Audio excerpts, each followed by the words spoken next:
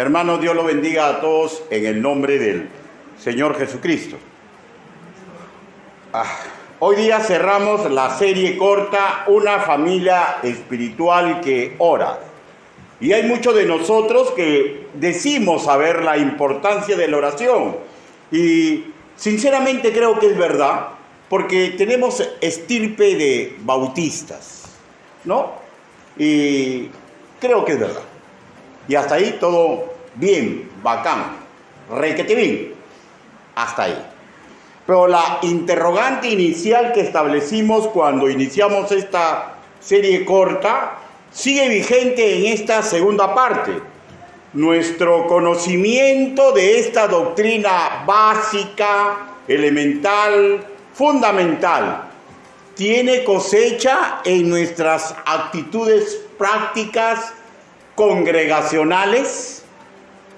Ahora, con respecto de la oración congregacional que tenemos una vez a la semana, hagamos una pregunta similar. ¿De verdad entendemos lo valioso para nuestra congregación que nos unamos para orar como familia espiritual? ¿Lo está comprendiendo? Porque de la comprensión se ven actitudes prácticas. ¿Lo están comprendiendo? Porque los bautistas, pues, tenemos mucho conocimiento, ¿no? Pero la cuestión está establecida.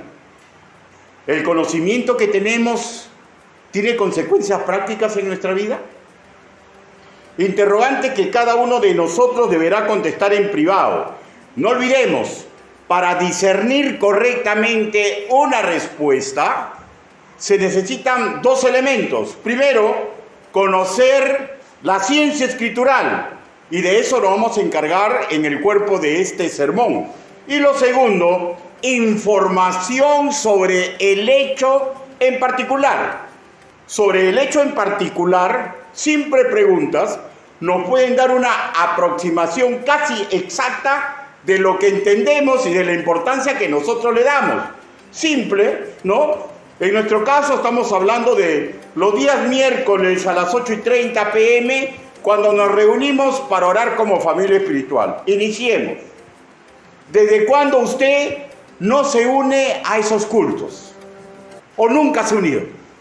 ¿No? Puede ser porque en ese preciso momento está trabajando o está viajando a su domicilio, y yo le soy sincero, yo tampoco me uniría, pues sería una imprudencia mayúscula, ¿no es cierto?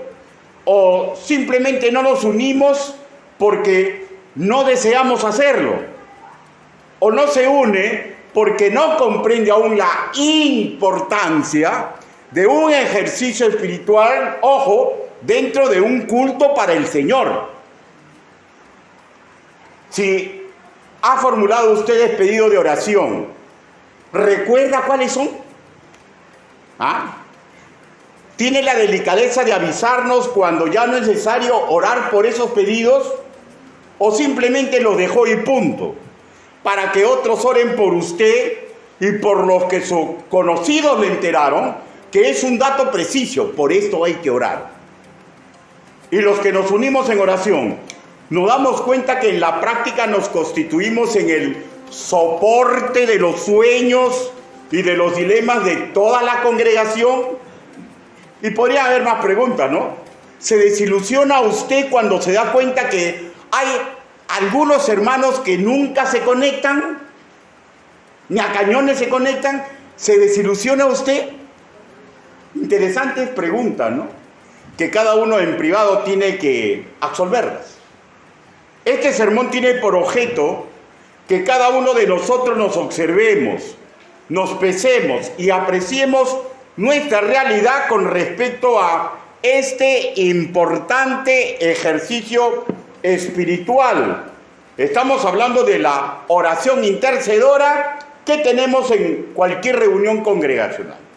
En la prédica pasada tratamos sobre la oración personal y dimos algunos conceptos valiéndonos de 1 Tesalonicenses capítulo 5, versículos del 16 al 18, que fue la porción escritural que el domingo antepasado o pasado estudiamos. Y apreciamos ahí 3 imperativos que se entrelazan entre sí, y son que siempre estemos gozosos, que oremos sin cesar y que demos gracia en todo. Pero no solo para agradar a Dios, sino para que nuestra intersección tenga el siguiente efecto: levantar una fortaleza a nuestro favor que inicia en las manos de Dios. Pero a su vez aclaramos que esto no significa que obtendremos todo lo que pidamos. Significa que es nuestra contribución pía a el evangelio por el cual el Señor Jesucristo murió en la cruz. También recordamos lo enseñado por el predicador estadounidense que ya está en la presencia del Señor, nuestro hermano Eduardo Payson, que él dijo lo siguiente: que la primera, la segunda y la tercera cosa necesaria para el que ministra es la oración.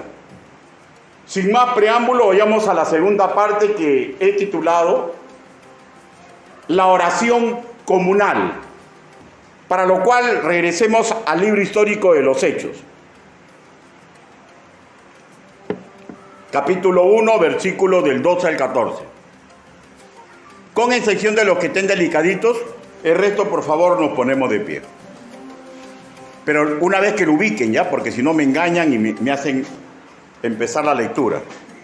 Hechos, capítulo 1, versículo del 12. Si está delicadito de salud, que es sentadito, no hay ningún problema, ¿ya? Porque nosotros no somos religiosos, somos respetuosos. ¿Y hermanos míos?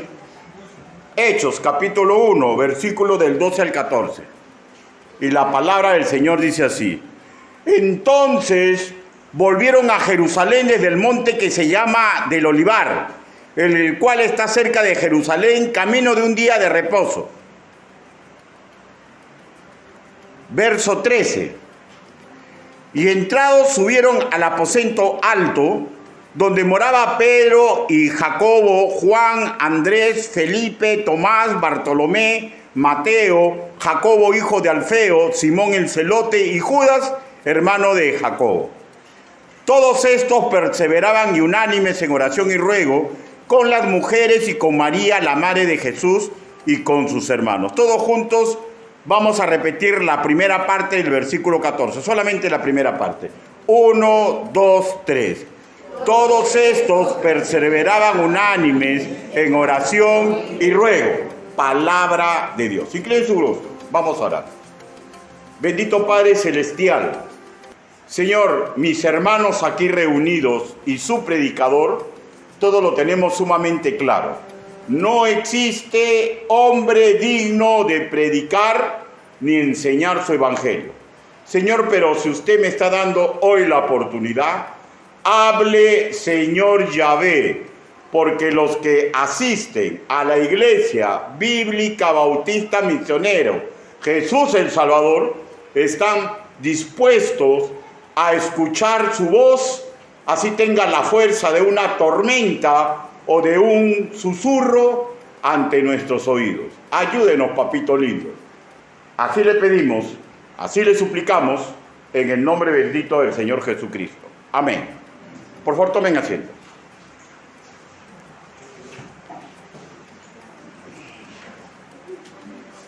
En la lectura bíblica que tuvimos, que antecedió a la exposición del día de hoy, se trató todo el contexto histórico. El Señor Jesús, escúcheme, ya ascendió a los cielos y antes de eso se les ha dado la promesa del poder anexo que recibirían cuando el Espíritu Santo haga morada en cada uno de ellos. Y siguiendo la precisa instrucción que está registrada en el versículo 4, que dice: y estando juntos les mandó que no se fueran de Jerusalén, sino que esperasen la promesa del Padre, la cual les dijo: oíste de mí. ¿Cuál era esa promesa? Que iba a venir el Espíritu Santo para ¡bum!, darles poder. Y ellos se dirigen al aposento alto en Jerusalén, y ahí residían los 11 discípulos ¿no? La madre física de Jesús, María, los otros hijos físicos de María, ¿ya? Y varias damas de trascendencia en el siglo I de la era cristiana. Y en la primera parte del versículo 14 se nos entera de la actividad ministerial principal que ocupó por aquel entonces su preocupación y la forma en que la ejecutaban. ¿Cómo la ejecutaban? Perseveraban unánimes en oración y ruego. De hecho, ellos saben la trascendencia de la oración, que nosotros ya hemos estudiado, que es una forma de armar una fortaleza alrededor de ellos y de las personas por las cuales ellos están pidiendo. ¿Ya? ¿Para qué? Para tener una vida íntegra y para que la obra del Señor inunde los corazones humanos. Y de hecho, con esto último, en beneficio de la obra encomendada, que siempre está relacionada con la gran comisión, que aún ellos no realizaban en castizo. ¿Por qué no la realizaban? Porque aún no tenían el poder del Espíritu Santo. Pero si usted que está escuchando este sermón, usted es nacido de nuevo, usted ya tiene ese poder y lo recibió cuando aceptó a Cristo como su Señor y Salvador personal. Y siguiendo ese modelo bíblico, las congregaciones de Cristo dispersas por todo el globo terráqueo se reúnen periódicamente en un día designado, en todas las semanas, por línea general, para elevar plegarias ante el trono de la gracia, para formar una fortaleza, en bien de él o ella, en bien de las personas que nos interesan y en bien de la obra por la cual Jesucristo murió en la cruz. Y la pregunta es, ¿comprende la importancia de esa reunión? Yo espero que después de que reciban la ciencia escritural, comprendan mejor la importancia de esa reunión. Es lo lógico, ¿no? Con el estudio aprendemos cada día más. Pero analicemos la forma en que ellos realizaban sus oraciones comunales para recordar nosotros lo que debemos imitar y lo que debemos intentar tener en nuestra relación con nuestra vida en oración. Estoy aplicando específicamente a la congregacional. Dice que ellos perseveraban. En el griego koiné, el vocablo procarterreo, ¿ya? Que implica que ellos anhelaban lo que pedían. Por ello, porque anhelaban, era un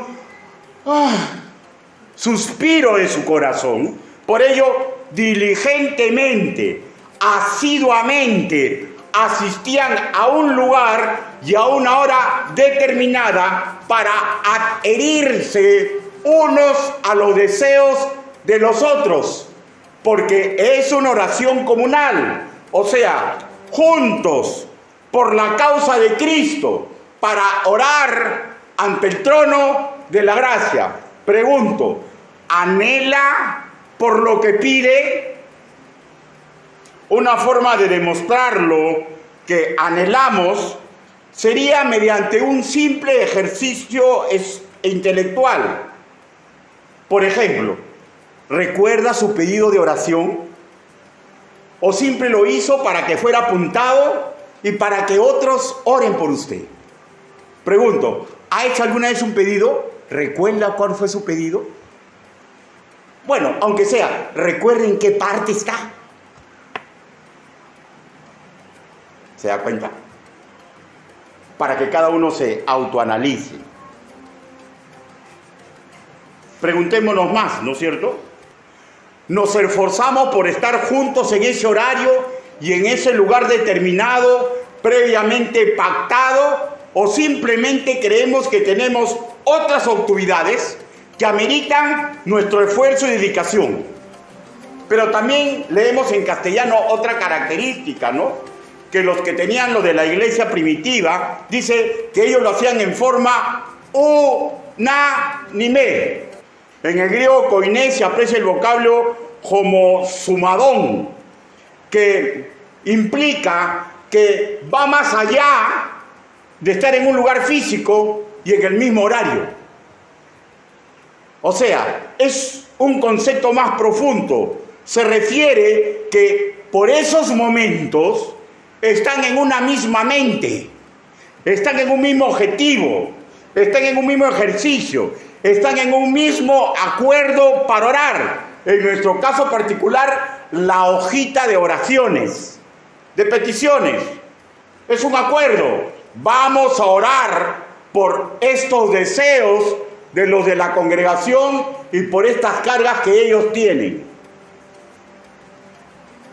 ¿Ya? Ahora, no solamente está hablando de esto, ¿ya?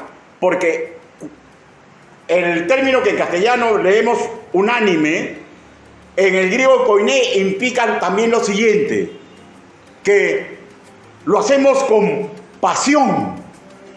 O sea, con un anhelo, con una pasión. Pregunto, ¿le damos pasión? ¿Ponemos entusiasmo en las peticiones de otros hermanos en la fe? ¿O solamente por lo que yo tengo en mi corazón? Es que es más importante lo que usted pidió que lo que pidió el otro hermano. Por lo suyo le pone pasión y el resto, bueno, pues, mis hermanos que oren. ¿Ah? O simplemente rezamos. Usted sabe cuál es el concepto de rezar, ¿no? Repito y repito y repito y ni siquiera sé lo que estoy diciendo. Porque es algo que ya está escrito, ¿no?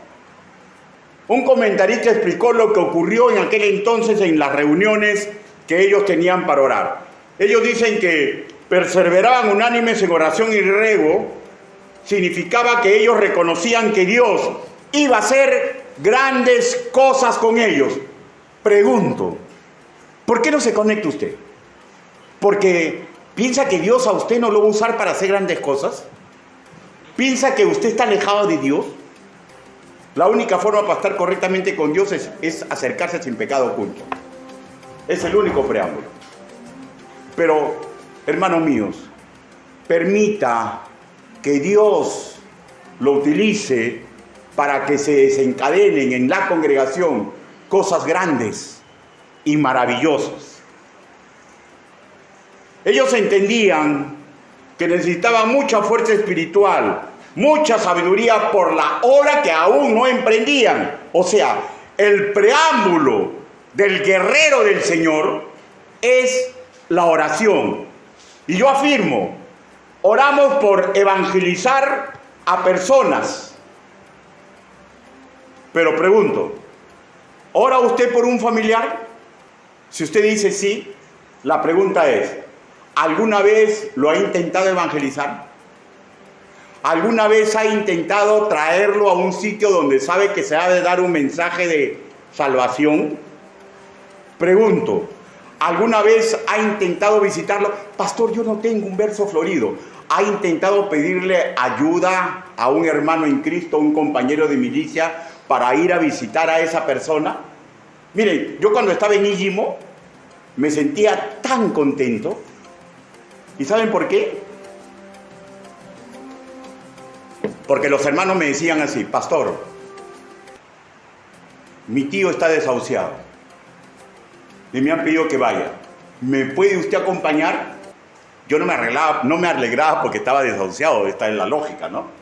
Me alegraba porque ellos comprendían que su tío iba camino al infierno y que si le estaban diciendo, tú haz vigilia de 5 de la mañana a 7 de la mañana con el tío, era su oportunidad. Pero como ellos no comprendían, me pedían ayuda. Yo me sentía tan afortunado que hagan que yo trasnoche para tener la oportunidad de presentarle a Cristo a un desahuciado.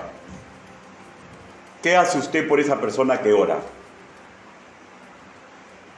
La misma pregunta, si usted pide edificación por alguien, ¿la conoce? Se esfuerza luego de algún tiempo de oración en tener contacto amical con esa persona para que Dios abra la puerta de que le pueda a usted hablar sus experiencias en Cristo. O simplemente habla de la U, de la alianza, del béisbol, o qué cocinaré, de Chito la payasada. Porque si usted está orando para que esa persona se edifique, téngalo por seguro. Y si está con contacto físico, Dios le va a dar la oportunidad para que usted le abre. Pero a veces dice, ¿pero de qué voy a hablar? Pues ahí están tus discipulados, ahí están las capacitaciones, ahí está tu devocional, ahí está lo que Dios pone en tu corazón que tú le puedas hablar. ¿Por qué es que a veces pensamos que es un imposible que hagamos esto? ¿Tenemos verdaderamente pasión por nuestros pedidos? ¿O solamente buscamos religiosamente quitarnos esa carga ministerial y le pedimos que Dios simplemente ponga esa carga en otro hermano? Pastor, ¿en qué hermano? En aquellos que se reúnan para orar. Y yo puse mi pedido y ya cumplí. Interrogantes válidas, ¿no? Para saber si tenemos o no pasión por Cristo. Pues recordemos que lo que pedimos es en concordancia con la gran comisión por la cual Jesucristo murió en la cruz. Nos reunimos como equipo santo para luchar de rodillas espirituales. Nos arrodillamos en nuestro corazón por las peticiones de nuestra congregación, por las de otras iglesias, por misioneros de otras congregaciones, por nuestros obreros. Pregunto, ¿aún tenemos pasión por Cristo? ¿Comprendemos la importancia de la oración congregacional? Nos reunimos como equipo santo para luchar de rodillas en nuestro corazón por las peticiones de evangelización, de edificación de nuestros jóvenes, de nuestros niños, de los matrimonios de nuestra iglesia, por otros matrimonios que conocemos. Pregunto, ¿tenemos pasión por estas cosas? ¿O pedimos solamente de cajón y nos olvidamos de la pestaña y la ceja? Segundo, nos reunimos como equipo santo para luchar de rodillas en nuestros corazones por las peticiones de salud, por la estadía de nuestros hermanos en Cristo en otros lugares, para que nuestros jóvenes solteros puedan conocer a su pareja idónea. Y pedimos por esas cosas y muchos más. Pedimos por aquellos que están delicaditos de salud física y mental. Pregunto, ¿tenemos pasión para que estas cosas ocurran? ¿Hemos comprendido que somos colaboradores de Dios? ¿Hemos comprendido que Dios puede hacer estas cosas sin importar nuestra oración, pero nos quiere dignificar para que cada nacido de nuevo comprenda la importancia que Dios le da? Tercero, nos reunimos como equipo santo para luchar de rodillas en nuestro corazón para que mejore nuestra patria, para que mejore la región donde vivimos, para que mejoren otros países. Pregunto, con este respeto, ¿pagamos impuestos? Y si estamos atrasados, ¿tenemos planes serios para dejar de ser deudores en nuestras obligaciones como ciudadanos del lugar donde nos están cobijando? Pregunto, ¿nos involucramos en edificar a los demás? ¿En ayudar diaconalmente cuando nos compete? ¿O pensamos que la pasión solamente es un arranque emocional y no más? Hermano, la pasión correcta, el suspiro correcto, implica que voy a intentar que los planes de mi amado se cumplan. Y nuestro pliego de oraciones son los planes que el Espíritu que mora en cada creyente que asiste a una congregación ha puesto en su corazón para que oremos por ello. El comentarista David Gusit, sobre esta porción escritural que estamos estudiando, escribe lo siguiente: la diferencia de los apóstoles, y de hecho, aunque no lo pone, voy a agregar, de todos los que estaban allí orando, ¿ya? Regresemos al comentario de David. Pero todavía tenía la historia de haber negado al Señor. Mateo todavía se sentía un cobrador de impuestos. Simón todavía era un celote. Sus diferencias estaban presentes, pero el Jesús de resucitado, en sus corazones, era mayor que de cualquier diferencia. Pregunto, ¿por qué no se conectan? ¿Es que hay diferencia entre nosotros? ¿No se pueden superar esas diferencias? ¿Cuál es el problema? ¿Es que no sabe la importancia de la oración congregacional? De hecho, en toda congregación ocurre esto, ¿ya? ¿Por qué? Porque somos individuos que nos unimos para la obra del Señor, por esa obra por la cual Jesucristo murió en la cruz. A veces tenemos diferentes perspectivas, diferentes sueños, diferentes problemas, pero nos unimos para orar porque tenemos pasión por Cristo. Pastor, yo tengo pasión por Cristo. Que tus obras hablen de lo que tu boca dice. Porque al árbol se le reconoce por los hechos. De hecho, en toda congregación ocurre esto. Pregunto, ¿es mayor nuestras diferencias que la pasión, que el agradecimiento que tenemos por Cristo? Nuestro lema es bautistas en marcha. Hagámonos en privado una sana interrogante. Cada uno en su corazón plantee la siguiente pregunta: ¿por qué no me uno los miércoles a las 8:30 para orar por los sueños y los dilemas de la congregación? ¿Ah? Hemos asimilado que las victorias, en la victoria juegan un rol importante marchar como equipo. ¿O seguimos creyendo que las individuales logran campeonatos? ¿Usted cree que Messi pudo haber logrado todas las victorias que tuvo si no hubiera tenido un equipo que lo acompañe? Somos un equipo. Nuestro lema es bautistas en marcha. Y hagamos una pregunta más.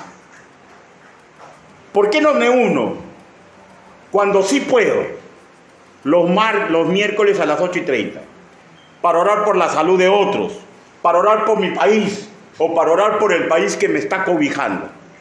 Y pueden haber más interrogantes. ¿Tenemos aún pasión por Cristo? Cada quien tiene que buscar su propia respuesta, porque no olvide, cada uno tiene una historia diferente. Busque por favor Primera de Juan, capítulo 5.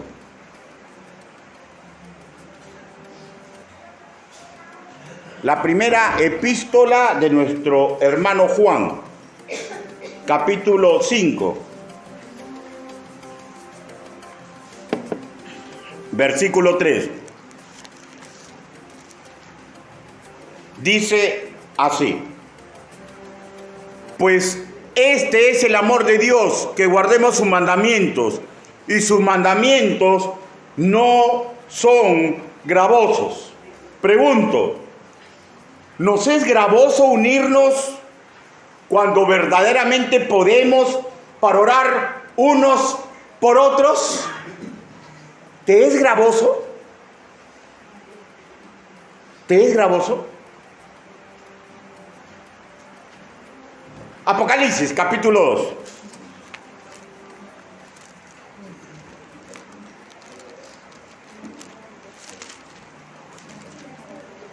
Apocalipsis, capítulo 2.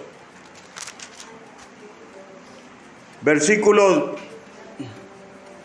del 3 al 4. La palabra del Señor dice así: y ha sufrido y has tenido paciencia, y has trabajado arduamente por amor de mi nombre, y no has desmayado. Verso 4. Pero tengo contra ti que has dejado tu primer amor. Por favor, escúchenme. Yo conozco a mi iglesia. Yo la conozco. Y yo creo que fácilmente clasificarían en el versículo 3. Yo creo que sí. Pero ¿saben una cosa, hermanos míos? Todos podemos sufrir un bajón en nuestra pasión por Cristo. Hay momentos como que dejamos de suspirar. Hay momentos como que nos volvemos como robots, como mecánicos. Y nos olvidamos que la pasión es un enamorar de la persona a la cual se dirige esa pasión. Nos olvidamos de eso. Un estudioso afirmó lo siguiente sobre esta advertencia. Jesús dijo que nuestra prioridad tenía que ser Dios y su justicia, escúcheme, y no los afanes o compromisos de este mundo. ¿Ya? Pero lógicamente, ¿no? Y vuelvo a repetir, si estoy trabajando en ese momento, o si estoy viajando en el carro y me conecto, eso no es pasión, ¿ya? Eso es imprudencia. ¿Ya? Eso es imprudencia. Y sigue el comentarista, si no nos damos cuenta, poco a poco nuestra relación con Él puede ir decayendo hasta que no quede nada de su presencia dentro de nosotros. Si no vigilamos, oramos, leemos la Biblia, si no hacemos obras de amor, ¿ya? Nuestra vida espiritual se apagará. Ojalá escuchemos con humildad de corazón estas advertencias que formuló nuestro Señor y la interpretación correcta que dieron nuestros hermanos en la fe en otras latitudes. En varios de nuestros manuales situamos el que en vida se llamaba Eduardo Payson. Él está en la presencia del Señor en 1827. Y sobre él se escribió así en su biografía. Escúchenme. Ese que en nuestros manuales dice, no, la oración es la primera, la segunda y la tercera cosa que necesita quien ministra de Dios. De este siervo el Altísimo, en su biografía se escribió así. Escuchen, ¿ah? Otra de las razones para los felices resultados del misionero Payson fue su fidelidad a las verdades contenidas en la Biblia y su rigor para mantener una sana doctrina. Paro de leer y afirmo, las reuniones congregacionales para la oración son prácticas derivadas de la sana doctrina. Los bautistas tenemos estirpe de conocer mucho de la Biblia. Y volvemos otra vez a la pregunta. ¿Nuestro conocimiento está teniendo consecuencias prácticas en nuestra vida? Retorno a la lectura sobre la biografía del misionero. En ese sentido, siguen escribiendo de él, creía Payson firmemente que la proclamación de la palabra de Dios era su única preocupación. ¿Ya? O sea, mejor dicho, yo creo que ha querido decir su principal preocupación. Claro, pero hay personas que se enamoran más que otros, ¿no? Y parece que este hermano en Cristo estaba completamente apasionado. Por lo tanto, sigue diciendo en su biografía, buscó el Antiguo y el Nuevo Testamento, lloró muchas horas al día. Paro de leer y afirmo, orar y estudiar su bendita palabra, sumado a hacer el bien a las otras personas, es la forma de demostrar que suspiramos por Dios. Hermano, si usted no ora, si usted no está escudriñando las Escrituras, y si usted no está haciendo el bien al próximo, yo le digo en la práctica, yo dudo que usted suspire por Dios. Yo lo dudo. Porque los deseos de mi amado los quiero hacer. Por eso esa figura del primer amor. Porque todo lo que está en este auditorio, incluyendo al predicador, en la vida cotidiana hemos tenido nuestro primer amor, la primera ilusión. Yo recuerdo mi primera ilusión. ¿Usted no la recuerda? Sí, la recuerda. ¿No? Cuando veía a esa persona y el corazón le saltaba. Es una ilusión. Una ilusión. Yo conozco de ilusiones. Yo tuve mi primera ilusión, me acuerdo, con una compañería del colegio, que agarré y me echó unos pellizcones y me dejaba un moretón. Y yo decía, me estaba pellizcando y estaba... Después también tuve mi ilusión cuando tenía 5 añitos con una monjita.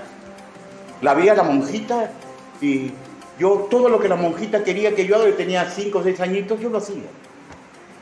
Dios permite, hermanos míos, estas cosas en la vida cotidiana de una persona, porque son ilusiones, para que nosotros comprendamos qué significa el primer amor. Los deseos de mi amada, los deseos de mi amado, voy a intentar que se vuelvan realidad. Retornemos a la lectura de la biografía del misionero. La administración de su tiempo en el trabajo de consejería no lo distraía de estar satisfecho en el Señor. O sea, miren, él no se distraía por nada. Habían cosas prácticas que tenía que hacer, pero él comprendía que su relación con Dios era primordial. Los trabajos en el templo, no lo hacían que él perdiera su primer amor. Y la tercera razón por la cual este ministro del Altísimo se convirtió en un evangelista tan famoso fue porque predicó las Escrituras con pasión. Paro de leer y subrayo.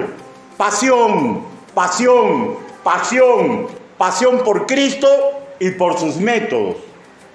Retorno a la lectura de la biografía del misionero. Dicen sobre él, aunque anunció las buenas nuevas con mucho amor y afecto, en todo momento buscó provocar y humillar a los fieles que lo escuchaban en vez de consolarlos.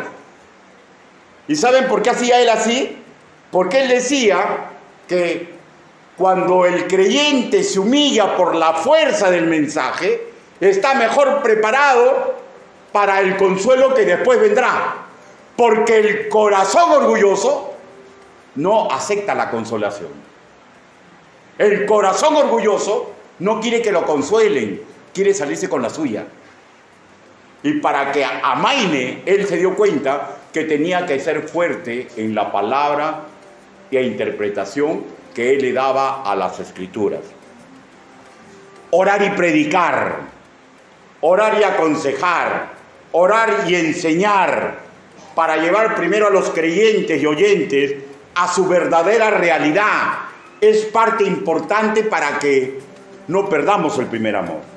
Y es sumamente importante unirnos juntos para orar por todos estos aspectos.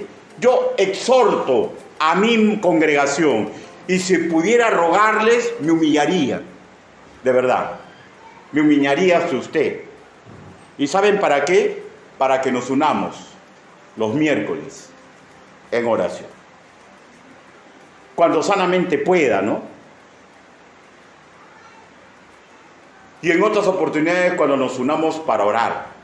Hermanos míos, yo siempre he enseñado así y no voy a cambiar mi enseñanza, ¿ya?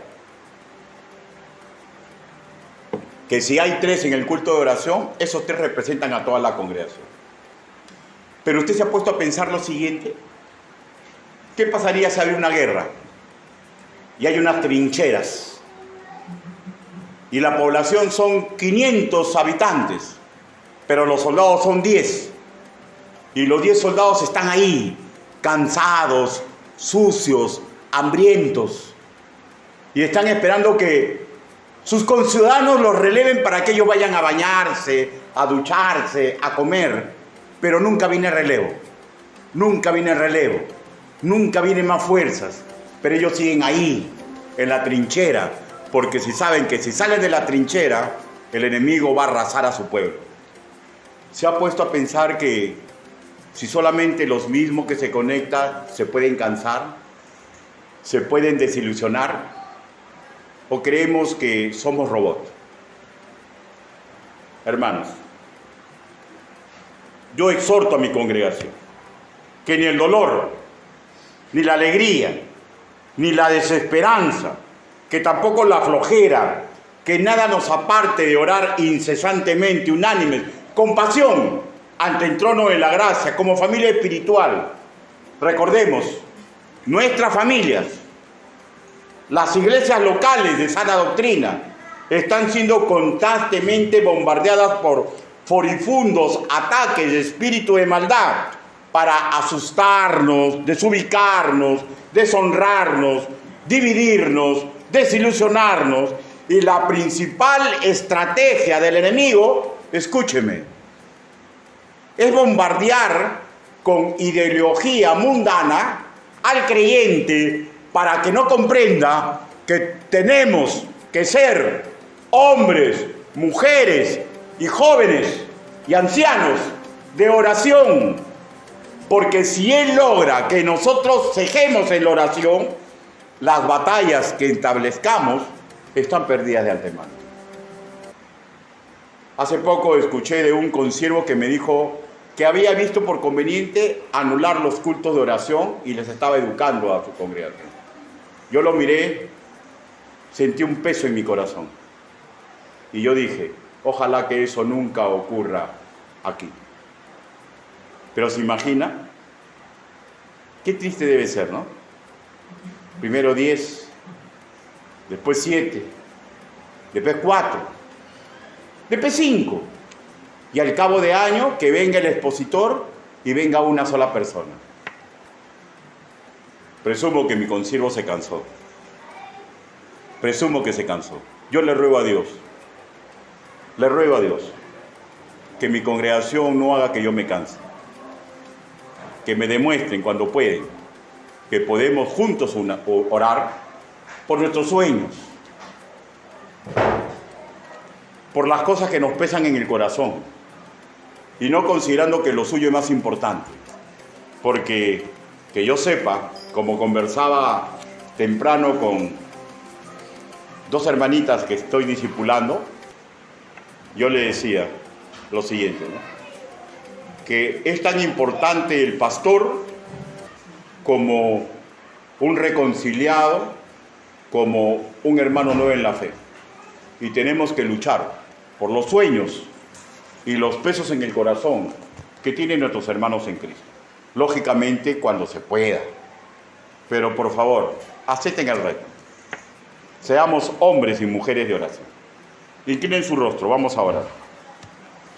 Bendito Padre Celestial, gracias Señor porque mediante los modelos bíblicos vemos Señor que nuestros hermanos en Cristo del pasado de la iglesia primitiva perseveraban en forma unánime Señor, antes de sus batallas, en medio de sus batallas y después de sus conflictos Señor para la gloria y honra suya. Ayúdenos Señor para tener esa misma pasión, para comprender Señor que el mundo no nos debe alejar de usted, que debemos ser buenos administradores del tiempo, Señor.